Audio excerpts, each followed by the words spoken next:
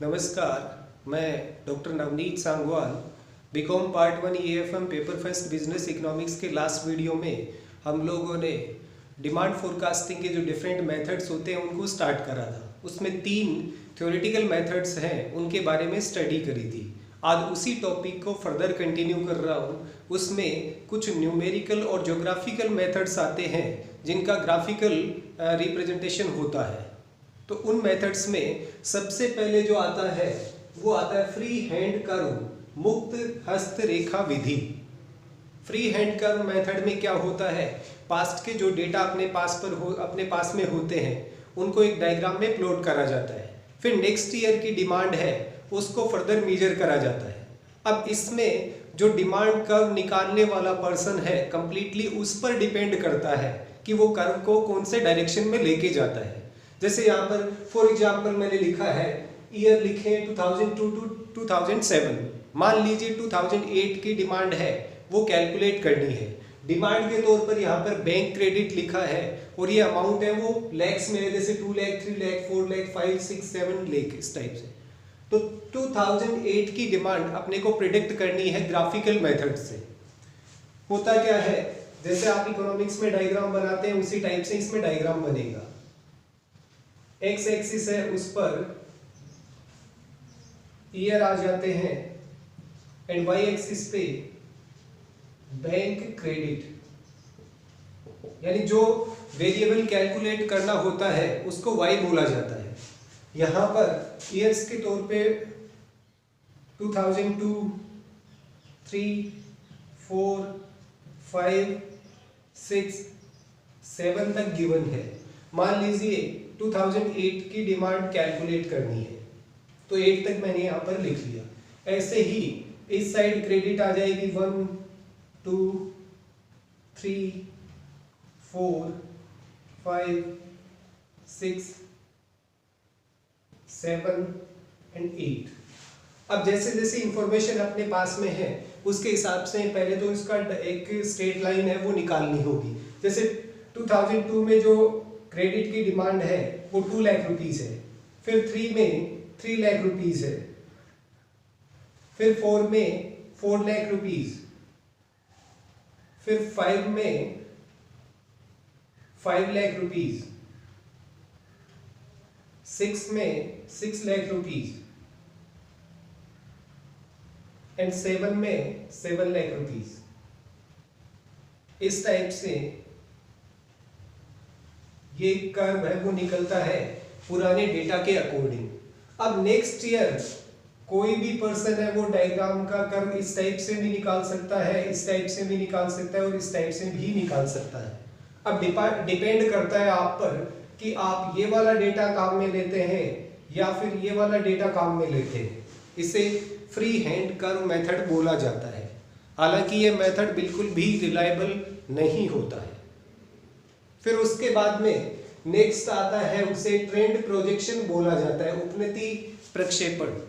इसमें एक मेथड आता है लीस्ट स्क्वायर मेथड, न्यूनतम वर्ग विधि। इस मेथड से कैलकुलेशन है वो प्रॉपर्ली करनी होती है। इसमें एक वेरिएबल होता है जिसे y बोला जाता है और इसकी इक्वेशन है वो बनती है a प्लस bx। y क्या हो गया, वो वेरिएबल जिसकी डिमांड अपने को प्रिडिक्ट करनी है। a एंड b दो इंडिपेंडेंट वेरिएबल होते हैं।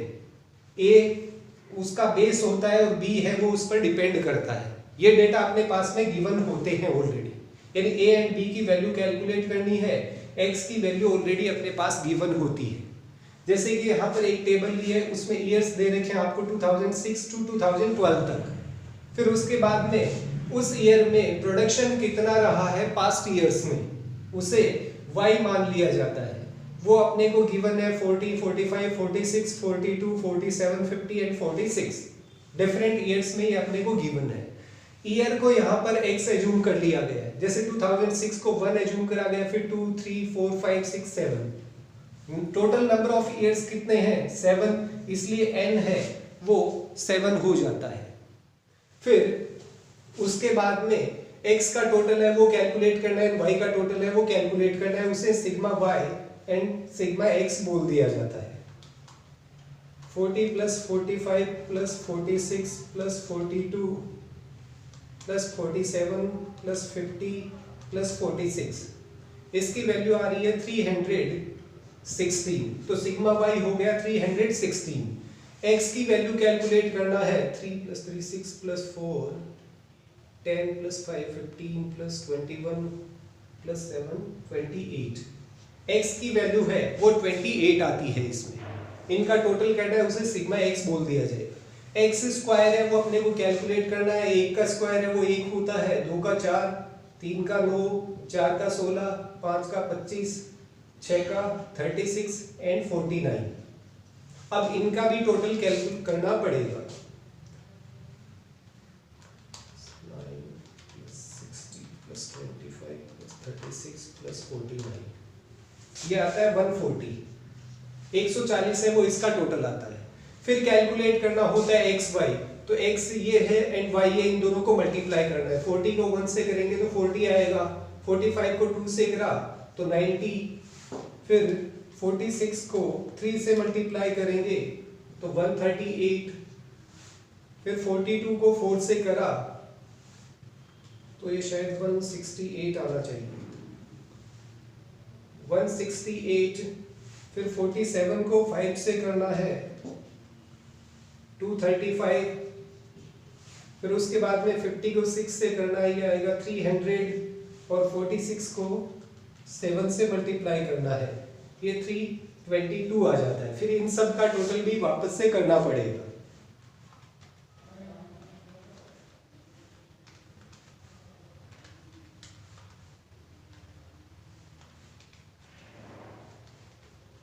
इनका टोटल 1293 आता है। ये सारा कुछ कैलकुलेट साथ में करना पड़ता है। फिर उसके बाद में ए एंड बी है, इनको सोल्व करने के लिए दो इक्वेशन है वो और बनाई जाती है, और वो इक्वेशन क्या बनती है, sigma y is equals to n a plus b sigma x, और दूसरी इक्वेशन जो बनती है sigma x y is equals to a sigma x plus b sigma x square. यानी इनसे आप ए एंड बी दोनों की वैल्यू है वो कैलकुलेट कर सकते हैं। टोटल डिटेल्स है वो हम लोगों ने यहाँ पर देख ली है कि x की वैल्यू कितनी आएगी, y की कितनी आएगी, एक्स स्क्वायर कितना है और एक्स वाई कितना है, जो दोनों इक्वेशन में अपने को रिक्वायर्ड होता है।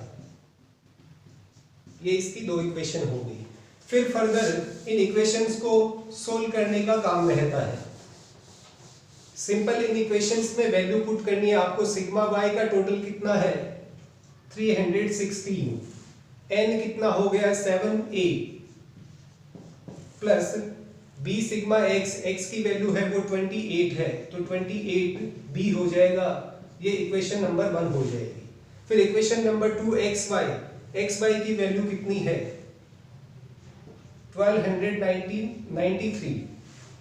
फिर सिग्मा x की वैल्यू 28 है तो ये 28a हो जाएगा, और x स्क्वायर की वैल्यू है 140 तो ये 140b हो गया। ये सेकंड इक्वेशन होगी। अब a या b वेरिएबल को किसी एक ऐसे नंबर से मल्टीप्लाई करना है कि a या फिर b दोनों इक्वल हो जाए। जैसे इस केस में देखते हैं ये 28 है, 7 को आप 4 से मल्टीप्लाई करते हैं तो उस केस में ये 28 हो जाएगा। तो इक्वेशन 1 को 4 से मल्टीप्लाई करने पर 316 को 4 से करा तो ये आ रहा है 1264। फिर 7 को 4 से करोगे तो 28a आ जाएगा, प्लस 28 को 4 से मल्टीप्लाई करने पर 112 आता है, ये b हो गया, और ये इक्वेशन नंबर 3 होगी।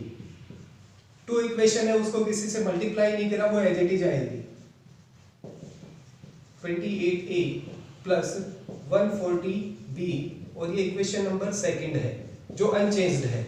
अब सेकंड माइनस 3 करने पर तो ये इनके साइन चेंज हो जाएंगे, ये सब माइनस के हो जाते हैं। तो उस केस में क्या आता है, याद रखना मैंने यहाँ पे इक्वेशन सेकंड में से थर्ड को माइनस करा है।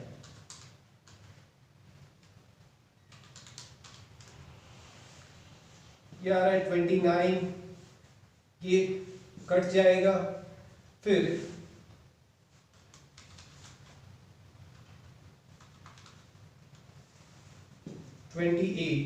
बी।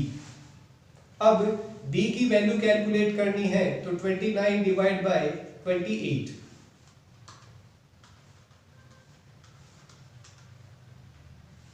इसका आंसर आ रहा है 1.04। ये इसकी वैल्यू है वो कैलकुलेट हो गई b की। अब आपको a वेरिएबल है उसकी भी वैल्यू कैलकुलेट करनी पड़ेगी।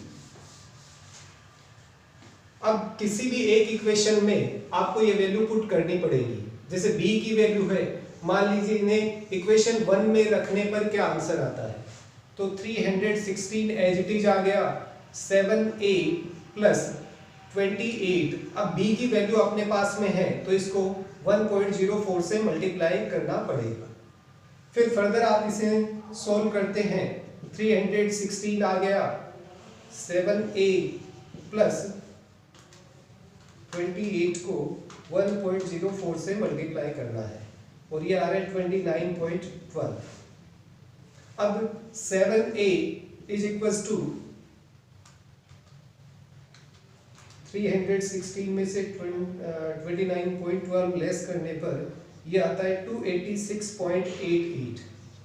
अब a की वैल्यू है वो कैलकुलेट करनी है तो इनको 7 से डिवाइड कर दो, वो आ रही है 40.98। ये वैल्यू दोनों वेरिएबल्स की अपने पास में आ जाती है। अब मान लीजिए एक तो ट्रेंड है वो प्रोजेक्ट करने हैं, यहाँ पर एक इक्वेशन लिख देता हूँ, बाकी आप लोग खुद समझ जाओगे। जैसे फर्स्ट ईयर की बात की जाए, अपनी इक्वेशन में वैल्यू क्या आ रही है यहाँ पे एक बार लिख देता हूँ उनको मैं। यहाँ पर a की वैल्यू है वो आ रही है 40.98 और b की वैल्यू है वो है 1.04 और x है वो पहले केस में 1 है तो इसको 1 से मल्टीप्लाई करना पड़ेगा। ये पहला प्रोजेक्शन यहाँ पर 40.98 प्लस 1.04 को 1 से मल्टीप्लाई करते हैं तब भी 1.04 आता है। फिर यहाँ पर सेकंड का कर रहे हो तो x की वैल्यू 2 हो जाएगी, थर्ड का करोगे तो x की वैल्यू 3 हो जाएगी। इस टाइप से करना है।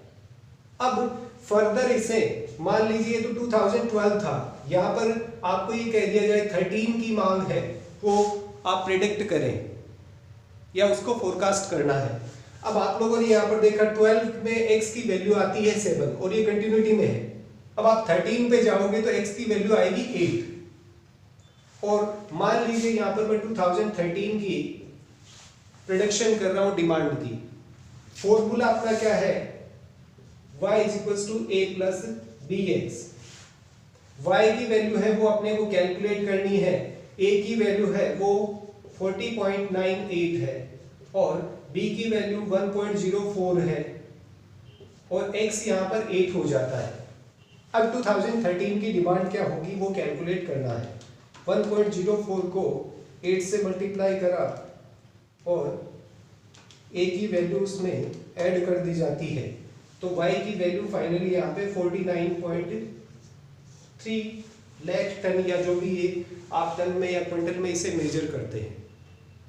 यानी 2013 की डिमांड की अगर बात की जाए इन ट्रेंड्स के अकॉर्डिंग तो वो 49.3 लाख टन आती है। इस टाइप से लीस्ट स्क्वायर मेथड है, उससे डिमांड फोरकास्ट है वो करा जाता है। फिर इसमें दो मेथड और रह जाते हैं जो ऑलमोस्ट थ्योरेटिकल हैं। एक तो मॉडर्न इकोनोमेट्रिक, आधुनिक अर्थनीति। इसमें क्या होता है, कंप्यूटर में जो डिफरेंट सॉफ्टवेयर्स होते हैं उनके थ्रू डिमांड को मेजर करा जाता है। और लास्ट इसमें आता है इकोनॉमिक इंडिकेटर्स मेथड, आर्थिक संकेतांक विधि।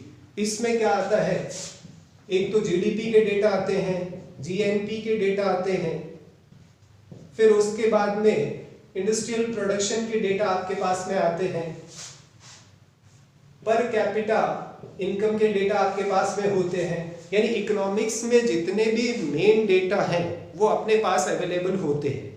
उनके आधार पे मान लीजिए जीडीपी आपकी 10% पर एनम से ग्रो कर रही है तो अपन ये भी अज्यूम कर सकते हैं पर कैपिटा इनकम है वो भी मे बी 10% इंक्रीज हो। और प्रोडक्ट अपना कुछ इस टाइप का है कि इनकम के साथ में उसकी डिमांड इंक्रीज होती है, तो अपन ये भी एज्यूम कर सकते हैं कि नेक्स्ट ईयर 10% डिमांड इंक्रीज हो सकती है। तो ये जो डिफरेंट इकोनॉमिक इंडिकेटर्स होते हैं इनके बिहाफ पर भी डिमांड फोरकास्ट है वो करी जाती है। मेनली इसमें न्यूमेरिकल क्वेश्चन आता है तो वो लीस्ट स्क्वायर मेथड का आता है, फ्री हैंड कर्व मेथड आने के चांसेस है वो मिनिमम होते हैं। तो आज के इस वीडियो में टोटल 4 मेथड हम लोगों ने डिस्कस करे हैं। पहला फ्री हैंड कर्व मेथड, दूसरा लीस्ट स्क्वायर मेथड, फिर उसके बाद में तीसरा मॉडर्न इकोनोमेट्रिक्स है और एक इकोनॉमिक इंडिकेटर मेथड। अब नेक्स्ट वीडियो में आपके जो डिमांड फोरकास्ट है उसकी लिमिटेशंस वगैरह क्या होती हैं उसको डिस्कस करेंगे। तो आज की इस वीडियो में इतना ही। Thank you. जय हिंद, जय भारत।